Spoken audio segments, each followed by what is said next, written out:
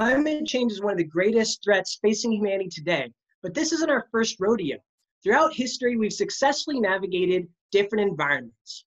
By studying how humans reacted to climate change in the past, we can better prepare for the future. In doing so, we can identify the areas of the world that are most susceptible to climate change, the human behaviors that exacerbate its effects, and the potential damage if we do nothing to stop it. Now, a significant problem arises in comparing ancient social and climatic changes because their information comes from two very different sources. Data on data on society comes from archaeology, which takes place mostly at the macroscopic level through excavated ruins and things like this. Information on climates comes from paleoclimatology, which occurs at the microscopic level.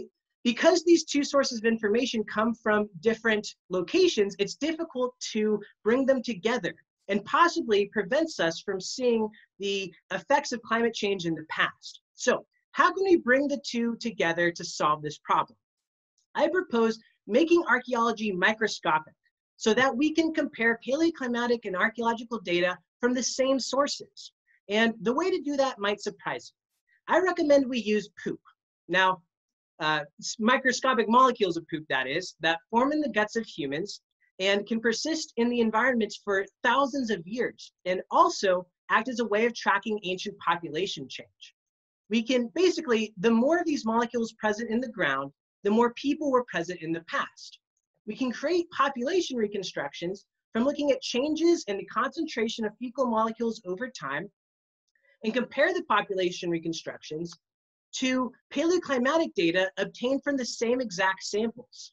And this way, we can make correlations between climate and people in the past in a way like never before. And let me show you how this works with an example from Cahokia.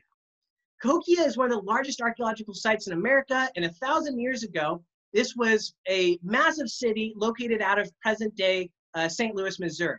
But by 1400 AD, the area's population is said to have been abandoned. So what happened?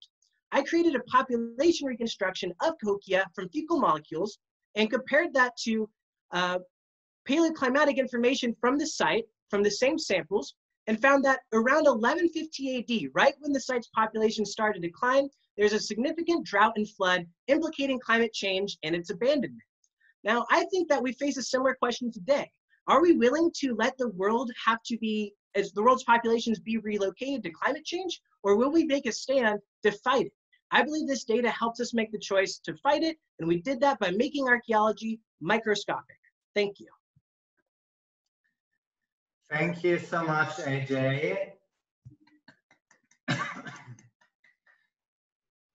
So, jury, where do I see a hand? Georgia, please. You just managed to combine two of my favorite fields, so kudos to you for that. I'm curious though, I feel that we don't need more information, we need more action, and so many stakeholders aren't listening to the science.